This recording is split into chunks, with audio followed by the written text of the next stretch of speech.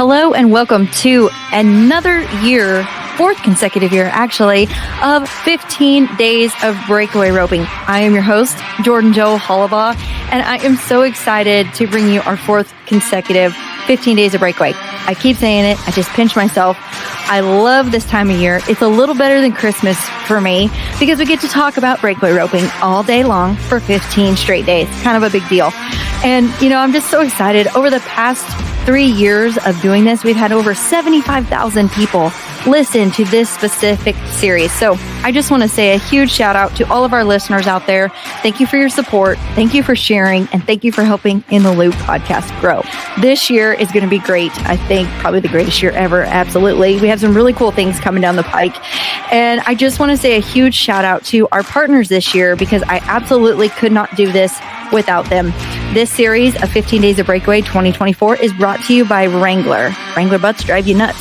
And we also have other partners such as Patterson Garage and Trailer Repair in Springtown, Texas, Rattler Ropes, Pro Fantasy Rodeo. Go get that breakaway team, y'all. WRWC, the Women's Rodeo World Championships. We've got some really cool questions coming, Fancy's Burning Questions. And Rodeo Now. Upload all of your rodeo videos and have them in one place. I'm excited to be a part of this year's 15 Days of Breakaway. It's really special to me. So thank you guys again for listening. If you have any questions for me, or if you would like to give us any input, I would love to know what you think about these breakaway roping series episodes. And if you have any breakaway roping questions, period, email me at jordan@inthelooppodcast.co. And I will get back to you and answer all of your questions. Make sure you share these episodes with all of your friends. We appreciate your guys' support and helping In the Loop podcast grow. So with no further avail, let's get to it. 15 Days of Breakaway 2024. Here we come. Okay, guys, so we are here for another episode of our 15 Days of Breakaway 2024 with the number 12 coming in for her second NFBR qualification, Miss Hali Williams, with $84,791. You went to 76 rodeos. Congratulations on your second NFBR qualification. And welcome to the show. Thank you. I appreciate it. Congrats on yours too. Thank you. I appreciate that. It's exciting to anytime you get to go to the NFBR, it's pretty awesome, right? Great feeling. I'm just excited. We were talking a little bit here a second ago that I'm talking to you this year. Yes, but obviously you're not on crutches. You're not in a poker game. I mean, we've changed some stuff up in 2024. We have. We've changed it up. I'm actually there putting the horses on the walker right now, and we're about to go practice and then head to Houston. So we're back fully busy and running around trying to get ready for Vegas. And so talk to me a little bit. This was a great year for you. You came in at number 12. Talk me through your year and how this year was different than 2023 for you. I feel like this year was different mainly just because instead of it being like mental struggles that I think I was trying too hard last year to just catch. I wasn't doing my job and just letting the cards fall where they fell. And this year I was pretty much consumed with just stay on the horse, try to rope, and don't hurt it any worse. But you just kind of had to go out there and do your job and let it go because I was hurting too bad to try to do too much. It was just like, do what I can and let it go from there. So let's talk a little bit about your injury in 2023 that you got hurt right before the NFBR 2023. You were injured there. You were injured throughout a little bit of this year too. So talk about that injury and how you were talking about your mental struggles, how that played into that and some of the things you used to overcome it. I've never been hurt on the fact of I couldn't walk. I've had shoulder injuries, I've had back injuries, in hips, but you always can move around. And I was pretty much restrained to the bed for essentially 3 weeks after I got the MRIs and everything. We figured out what was wrong. And they're like, if you stay off of it for 3 weeks, minimal walking, even if you have to go to the kitchen, don't walk on it. No pressure at all. And I'm like, okay, sounds good. Well, then we went to the doctor and they're like, it's healing. We're getting better. You're not going to hurt it at the NFR. You're good. And I go to the NFR, I rope. The first day it hurt, but it wasn't bad. Second day, it was terrible. It was to the point, the seventh run, I would talk to Dad and I was like, can I doctor release? Like, is it too bad to like just turn out the next 3 calves? And he's like, are you hurting that bad? I'm like, it's pretty bad. He's like, well, your doctor said you're not going to hurt it, so that's up to you. And I called my doctor and he's like, it's up to you, but you're not going to do anything bad to it. You're going to have to learn how to do this because it's going to hurt for a while. So I went ahead and ran the next 3 calves. It really, I don't think I caught one, but I ran them. And so that time was, we didn't know the extent of it and we didn't know how long it was going to last. Then if you fast forward to like January, the top 5 got invited to the Fort Worth deal. I roped there and it was starting to get better. And then I go to the jackpot they have at Fort Worth and I don't know what happened, but it went from like I could kind of warm up to I couldn't walk, couldn't do anything. So I was like, I got to go back to the doctor and figure out. We go get another MRI and they put me on bed rest again for another 3 weeks. And they're like, it's not healing how we want. We're going to take you into a specialist in Houston and we're going to figure out what we need to do moving on. And so go back on essentially no walking on it till we go to the specialist. And he goes, your injury is something that you're going to be fighting with for the next 2 years. It's not something that's going to heal in, if you gave it off 6 months, it's still going to be healing at the same growth and, speed that it would be if you were still continuing to use it. And he's like, we can do surgery, but it's not going to help the speed up. It can maybe help the scar tissue, but that's it. And so it's kind of, he was like, at this point, it's just you kind of have to figure out where your limits are. Don't overdo it, but you've got to push it to a certain extent. And that was what this summer mainly was, is I knew for what I do for a living, I needed to stay in the buildings. I needed to stay at least in the top 24. I told myself top 25 and we're happy. And then the Kimes still came out. I'm like, okay, I really need to be in the top 10. But, the competitor side of me was like, I have to try to get in the top 10. And then I had luck at Reno and I had some major just little runs here that paid and made my way into the NFR because I wasn't really good at just being able to safety up and go take 3 or 4 swings and make a good check. I had one shot, and that was coming across the line and just hoping that my sight was right because I couldn't go further than 2-3 swings or it hurt so bad stopping. Yeah. So that was kind of my summer, was learning to evaluate what my body could or could not handle. And somehow we got it done, but I hope I don't have to try to evaluate what I can and can't do again. Yeah, 100%. And I think, that's something that we don't hear a lot in the breakaway roping industry is battling injuries such as this, right? Like tie down ropers, yes, obviously rough stock riders whatsoever, but breakaway ropers, it's like we don't really hear this. So it's crazy to me just how you've had to navigate through, like you said, trying to figure out what worked for you, what's the best shot that you're going to have all year long and making that work. I love how you said, there was some key wins here that really helped me to get to my NFR this year. And I think that is so cool. And that's something I love to see. And you look at the top 15, everybody had certain key wins, but the road to the NFR looks different. Last year you have the Houston win, you have a huge acceleration coming into the spring. This year you didn't have that. So you literally went about it. So I love to say that the road to the NFR does not have to be cookie cutter in any form or fashion. Talk about some of those key wins that really helped you clinch that second NFBR qualification, and a little bit of, different seasons, different times, and when you got those wins. The first one I can think of was obviously the Hempstead. I split the win with Tacey Webb, Rosenberg, and Hempstead, and that was 3 days before I got hurt. And I was like ecstatic. I just got a new horse and we were getting going, and I was really excited where that team partnership was going to come in. And then kind of fast forward, and I didn't go to Fort Worth or San Antonio this year. And then I got to go to Houston and Austin and San Angelo.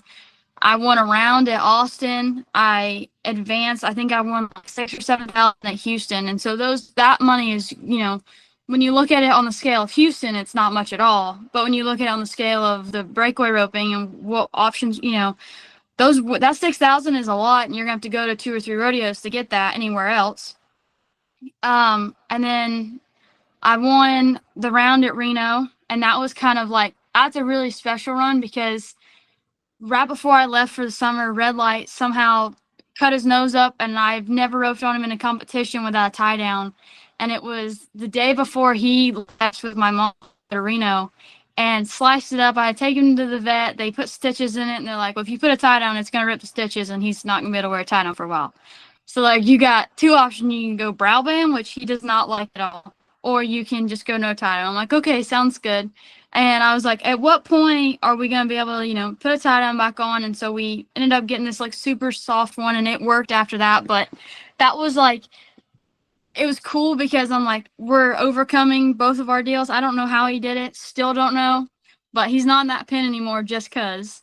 And then Gooding, Idaho this year, I Red Light just blew an abscess from Ogden, Utah. And so we were sitting there, and I'm like, man, I was on Red Light at Gooding because they told me you're fine to ride him.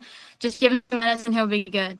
So I'm warming up, and Gooding had big yearlings that looked like they had been on the pasture, and they were not leaving fast. And I'm like, oh, I don't know if this is Red Light setup, especially with we're going to be hauling butt. I've been working on him running, getting ready for, Moses Lake and all the other rodeos coming up. So I did call Dad. I'm like, hey, will you go grab Chester and get him over here? So Dad goes and swaps horses and brings him up, and we made him run, and we ended up getting the win there. And so that was really exciting because I hadn't rode that horse very many competition runs prior to that. And then that horse just kind of got thrown in the fire that week, and we ended up getting a couple of good checks that week. Yeah. Well, and I think that that's special, especially having two different sets of horses that have a little bit of different style. Talk about, you made that decision right before Gooding. What is the final factor in how you're making the decision on which horse you ride? I think the fact, Red Light is obviously, I'm going to choose him for almost any scenario. He's my baby on a lot of scenarios. If the calves are big, Red Light, I send too hard, too fast on Red Light, and I typically will break a barrier on him. And Chester was really good at, it felt like we were floating across the line. So like I would always be on the barrier, and he always gave me a fast shot. I had been practicing on those calves, and Chester was out working Red Light on those. And so I was like, okay, I need to stay on Chester and, stay in his lane until we get home, and then try to broaden our, where we take each other and what I choose in what scenarios. So that's really cool having a horse that you have. Like Red Light, I probably will never choose another horse if I don't have to for Salinas, all those rodeos like that. I love, the head side. He is a head horse, so he just makes it easy at those setups. Like Abilene, I love Red Light at Abilene. Weirdly enough, he's super easy at the go fast on those because I think it's just a quick setup, and he can go. And normally I'm showing him my throw, so he stops pretty aggressive on that too. I think the only ones are when the calves are really big and sloggy. I like having one that is not Red Light because we just go a little too aggressive. But I've got a couple horses coming up that like I think you guys will see. One, Lippy. I rode him at Tyler Sunday, and he did really good. So I'm hoping that I have 4 horses ready for the NFR. Will they all be at the NFR? I don't know, but I have 4 that I think for sure Red Light, I think Lippy, and then Chester most likely. And then I got a possibility of Blaze. So I have options. It's just depending on the setup. Yeah. Calling all rodeo contestants. We all know that videos are a huge part of our success in and out of the rodeo arena. And I'm here to tell you that we now have the perfect community to post all of these videos in one place. It's called Rodeo Now.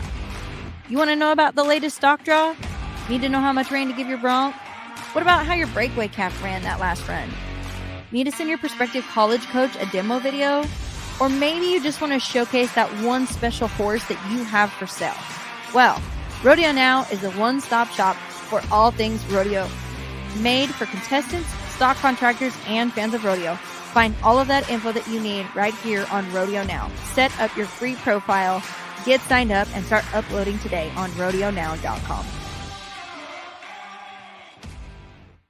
Talk a little bit about the confidence these horses give you. You're making these runs day in and day out. Are you setting up the NFR setup? How are you going about that? How are you preparing?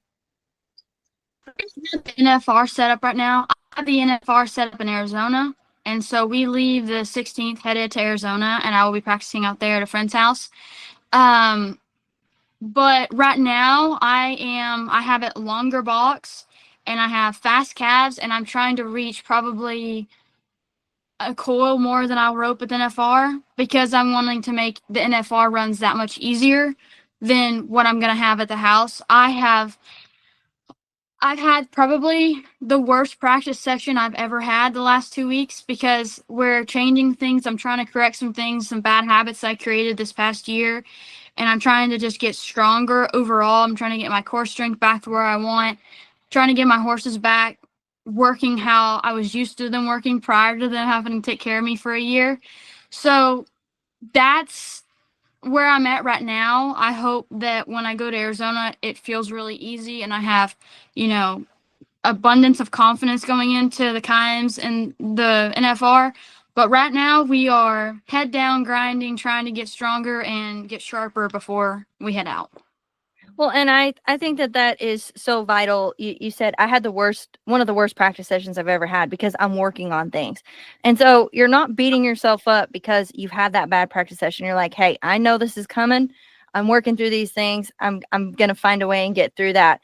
If you were going to give some advice or some mental advice on, how you guys, I say you guys, meaning your family is one of the most competitive families out there. For even your mother, I love her so much, but she doesn't, we don't see her get to rope just a whole lot, but I think she's probably more competitive than all of you.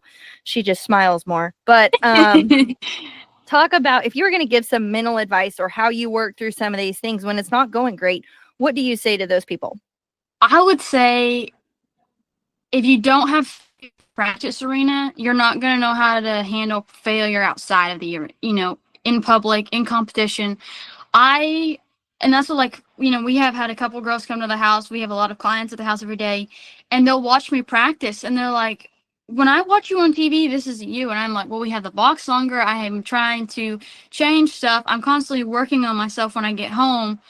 And I want to make it so much harder at the house than it is when I go to a jackpot, so that it's like, oh, okay, I need to do that instead, And I always joke with people, I'm like, if I want to get a confidence booster, I have to go to a jackpot. I can't stay at the house because it's going to be like, okay, you got to fix this. You're not doing this. You got to do this right.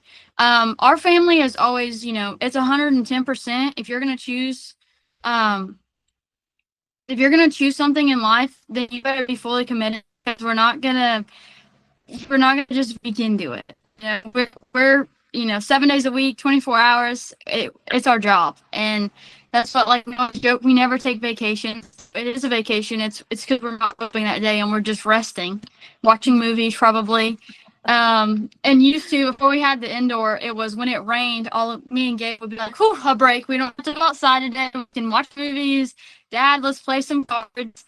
And now, since the indoor, I don't think, even if we still will probably be driving somewhere now, because Gabe's trying to get ready to pro rodeo. He just got his permit in the mail yesterday. So you'll be seeing a post about that soon. So, like, the competition is very, whenever you choose, you better dive, head first in and just be ready to submerge yourself in it, is kind of our motto. And my mom is very competitive. She's the perfect person to be like, she's very quiet. She doesn't say much, but like, if you need a good, butt about, hey, like, you better start roping. Like at Tyler on my second round, I'm on the young horse, so I'm like trying to make him work still. And she's like, you're here for money. Like, you need to come across the line looking to throw. And I came back and I won first and second in this third round. And she's like, finally, like, you let it go. Like, and I'm like, thanks, Mom. I guess I needed the, the kind of a butt chewing, but not really. It's her own version of, start doing your job. Quit trying to fix him. You can fix him when you come home. Work for you here. Yeah. Well, and I think that's one thing that we've been able to see behind the scenes is it is a job. And that's one thing I've asked a lot of these girls that we've had on here. So everybody says, do your job, do your job. So if you were going to describe what is doing your job, what does that mean for Hali? I would say not overthinking it. Make your plan, what you're going to see on your calf, and do 110%. And whether it goes good or whether it goes bad, you're doing all you can. And sometimes you just have to you can only do so much on some calves. And, Coleman Proctor told me it, and I'm probably forever going to quote him on it. You might not draw the best calf, steer, whatever, stock. And if you go make the best run possible on that, you're probably going to get paid. You might not win it, but you'll get some money. And so that's kind of my motto. Like, you draw the bad calf, you're like, okay, I'm not going to win it, but I can get some money and, pay for the fuel to get to the next one. And that's definitely, you want to make sure that no matter what you draw, no matter what's going on, you do your job to the fullest extent you can in each run, and you call it a win. Yeah, I love that. Good description.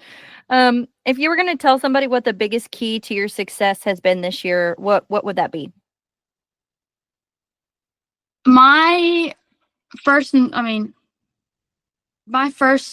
part would be God, because I wouldn't be here without him. I was going to school to be a nurse, and I was going to give up the rodeo. Dad was buying red light out of, and I was done. I was fed up. I had a lot of kind of just bad taste in my mouth from the rodeo, and I was like, okay, I've been doing it for so long. I want a breath of fresh air. I'll go to college and do that life, and I'm still going to college rodeo and pay for my school, but that was it. Like, I was done. And then I don't know, looking back, I'm like, how did I even enter it? Like, I entered Greeley, I entered all those summer rodeos, and I told Dad I'm going. And like, I've never told Dad anything on like, oh no, I'm doing this. Like, I've always been like, he tells me don't do it, I'm like, okay, sounds good. Like, I'm not understanding why, but okay, I trust you. And so looking back, just the stepping stones that I didn't even realize that God was putting into my life, I would definitely not be here without him. And I've had to ask that question why a lot when I was, laying in bed. Like, what are you wanting me to learn from this experience? I had so much heartbreak last year, just some mental struggles, and then I had physical struggles this year. And I'm like, what are you trying to get me ready for? And I'm just trying to do my job. But first and foremost, God. Second, that little red horse and my family. That red light's changed my life in so many ways, and I don't know how, I can't ever repay him for what he's done. Yeah, I love that. Very, very cool. Okay, so we have a fan question this year that we're throwing in. We let our fans submit questions for all of the top 15, and this is one for you. You are the only girl that uses a team rope instead of a calf rope. What do you think that advantage is? I think the advantage is I'm comfortable with it. I've used it for so long. I never picked up a calf rope until my 6th grade year, and my dad was like, here's what you gotta use to breakaway. And I'm like, oh, I always used to joke with the girls. I'm like, I can't swing that. It feels like a noodle, especially they're truly poly calf ropes. And I'm like, okay, then you get to kind of the more breakaway ropes that they have now. For me, it's just my game is reaching, and a team rope is easier. I have the Halo and the Sundowner now, which are kind of my version of a breakaway / head rope feel. You can do either with them. Of course, I prefer breakawaying with them, but my brother loves the Halo to head with, so they're kind of a dual end rope. But I think it's just something that I'm comfortable with, and we have an abundance around the house, and it's not like I can't just pick up a rope and use it at the practice arena. Is another bonus for me. Yeah, 100%.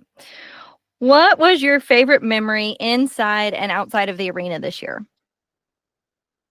I would say outside of the arena, getting to me and my buddy partner Jill and Tiffany Sheik and my mom and Jill's family, Georgia and Jimmy, and we all rented a boat in Big Fort, Montana. And we went, and it was so cold in the water, but it felt so good. And semi got burnt. I was really hot that next day, but that was so fun outside because we've never done that. We've never just goofed off for a day and got in a boat and just hung out. So that was probably my favorite memory outside of the arena this year. Inside of the arena, I would say the friendships I've gotten this year and the close knit like family that I have now. Last year was, it was a learning step on a lot of things. I had a lot of friendships that I thought were really close, and they went, and kind of I just needed to evaluate again where my friendships were, and I got to a lot of heartache. Again, the last 2 years have been a learning curve, and I've gotten a good group this year, and last year they kind of had to deal with me, so they just stuck through it. So I'm lucky for them. Yeah. Well, and I think that having those friendships, especially as much time as we spend on the road, right? Like we are home, I'm going to say 4 months out of the year. And when I say home, I mean, we might have 2 to 3 weeks where we're literally at home. Every other time, just like you said, you just went from a jackpot, you're roping, you're jackpotting, you're traveling. So when we say we're home, we're just in maybe one location for a few months as we're traveling out of that location. But then literally we live on the road.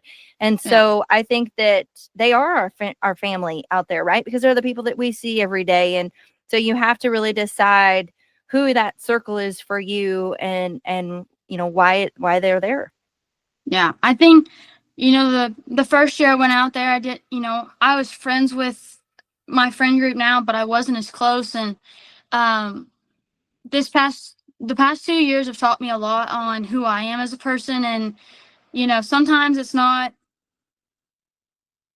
about what we do in the arena. It's about who we have and the spiritual growth that we have each year. And I remember last year I called my buddy partner Jill, and I was just like reading the Bible, and I was talking to mom about, I'm like, what do you think? And we just started talking about Bible scriptures, and we're driving at night and we're just talking, and I'm like, that's what, and essentially fills my cup, is getting to fellowship with other people and getting to learn. And like, I talked to Coulter Todd a lot this year about that kind of stuff. And, he's very, he was asking a lot of questions in his life this year, and so was I. And so we'd sit there and talk about, where do we feel like we're getting led and what's our future going to look like. And so I'm learning that's where my kind of area is now, is I'm learning to ask questions and grow, and then the other things will come along. Of course, the competitive side of me is like, I'm in the arena, I'm not good at checking in with my friends.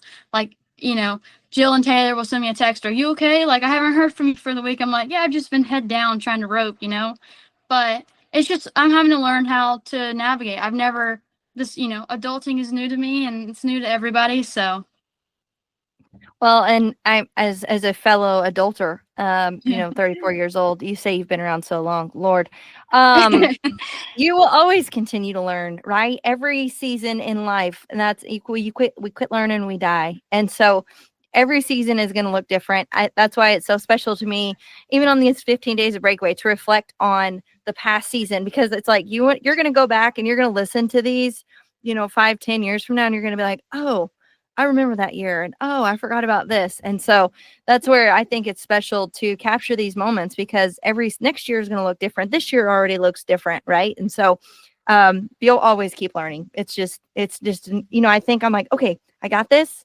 got it, yep. And then next year I'm like, man, I thought I had that, but I don't have it. So yeah, it's forever a learning curve. I think that's, life, and it's ups and downs and trial and error. 100%. So let's talk a little bit about the NFBR this year. I know last year, obviously couldn't make a whole lot of plans. What is your plan going into this year? I know we talked a little bit about the horses you're going to ride and the setup and everything. Does it look different for you? Because you're number 12, what's your strategy? How are you going about it? It's kind of crazy because going in number 2 and number 12, my strategy is not much different. I was a long shot at the world last year. Shelby had a pretty significant lead, and then she did great the first day, and so it kind of solidified her gold buckle. But going into it, I was like, I have to be aggressive. I'm not an average girl, and I'm not dedicated enough to be like, okay, I'm gonna go 2-2s winning the round. I'm gonna go make a good run on this bad calf, and might not win some money. So I'm aggressive. And we were talking about it the other day. Everybody's been asking me, what's your plan? What's your plan for the FR? I'm going to go for rounds. I have enough horses. I'm going to be trying to be aggressive, and I hope it goes on and I win a couple rounds, make some money, and kind of just hopefully I climb up a couple in standings. It's just exciting because like I'm getting to actually be able to be like excited for this NFR. And I was really nervous last year, and I'm like, I don't have anything to lose this NFR. Like, I just get to go out there and sling it and hope it goes on and have fun. Like, I turned 21 this year at Vegas, so it's going to be interesting. Well, I think it will be fun for sure, no matter what we say. Let's talk a little bit about Vegas Pro Fantasy Rodeo. Um, did you play Pro Fantasy last year? And obviously, like you're talking strategy, you're go rounding. So, if you were going to pick a team this year, would you pick go round girls? Do you pick average girls? What's your strategy for Pro Fantasy? I think the hard thing with us is our rounds. If you're trying to win a world title, the top 4 girls, I believe, have a chance. And then the further, third and fourth, they've got to really clean up some space. But I think if you're gonna choose it, I mean, I was looking at it last year, and I'm like, Mom, I can't choose because, just like last year, like we had an opinion on who we thought was gonna be the average. But I mean, that's what we were talking, like, Ricky Ingesser. I think she's gonna go fast. Or Ricky Fanning now. Sorry, she's always gonna be a Ingesser in my mind. Yeah, me too. But so when she goes, I'm like, she could catch 8 calves in a row and be really good in the average. So is she gonna go safety up on the next 2 and win the average? Like, you never know, and it's such a undetermined deal. I think you have to choose who you think is gonna be on fire at the NFR, and then you always have that kind of like inkling in your back of your mind who you think's gonna be like just stay strong and stay for the average. But I also think breakaway girls have gotten so used to it's so aggressive that I don't know how we're not going to be aggressive. Like, I think the average is going to be really good this year. We have a lot of good girls, and I think all of them are going to be aggressive, but some are just going to be aggressive for the average. Well, that's a good strategy and input too. And I think coming from somebody from you that evaluates literally from the top to the bottom. I don't ever look at the draw when I know you're around because I know you've looked at the draw and I know you know what everybody has and what that cap does. So I'm like, oh, Haley will look at it. It's no big deal. I do happen to be up there a lot when they're drawing and be like, oh, they got that cap. That's not good, And I'll text and be like, hey, you got that cap we said you didn't want. And a lot of girls are like, oh my gosh, you just ruined my hope for the rodeo. So it's fun. I like, the cabs change. You have to kind of, they might do something one run and they'll be completely different the next. So it's forever a gambling, and I'm learning I'm a lot more of a gambler than I thought. Well, there you go. All right. So we're also doing a fun segment this year with the Women's Rodeo World Championships. They have brought to us Fancy's Burning Questions. And the way it works is I'm going to ask you 10 questions. You answer all 10, you get $10 VRQ per question. You end up with $100 to nominate at your next WRWC event. Do you do the Women's Rodeo World Championships? Pays $60,000 in May. No big deal. I do. I didn't last year. I'm having to try to get back into nominating, but I normally just wait for the winter buildings, and I figured that would get me back off in the right direction. 100%. Okay, here we go. Are you ready? I hope so. Okay. What is your favorite type of music? Christian or country? Who was your first celebrity crush? Ross Lynch. Who do you? Or actually, no, it would be Justin Bieber. My aunt got me Justin Bieber stickers, and I was so embarrassed at like 7. So that would probably be Justin Bieber. That's the first Justin Bieber we've got. Okay, cool. Who do you text the most? My mother or father. Who is your favorite traveling partner? My mom and Jill Tanner. What is your favorite brand of jeans? Rank 45. What is the favorite meal for you to eat while you're on the road? Texas Roadhouse. That a girl. Favorite summer rodeo? Oh, I really like Caldwell Rodeo. Caldwell? It's really good. Caldwell Night Rodeo. Shout out. What was your last Google search? Oh, let me look. I think it actually was the Kimes $1 Million Breakaway, because I was like trying to get the schedule. Yep. Kimes $1 Million Breakaway. There you go. What is your favorite holiday? Christmas. And what is the most amount of rodeos or jackpots you've competed at in one weekend? I think I did 4 jackpots, which I was in the 19 under then. So I did 2 19 unders, 2 opens, and 2 pro rodeos. That a girl. Way to do it. Okay, congratulations. You are now $100 richer. You will get the $100 VRQ bucks in your account. Can't wait to rope May 12th, that whole week in 2025 at the Women's Rodeo World Championships. It's a huge fun event. They paid a lot of money, and we appreciate their support on 15 Days of Breakaway. So, one last final question for you, Haley. Who do you look up to and why?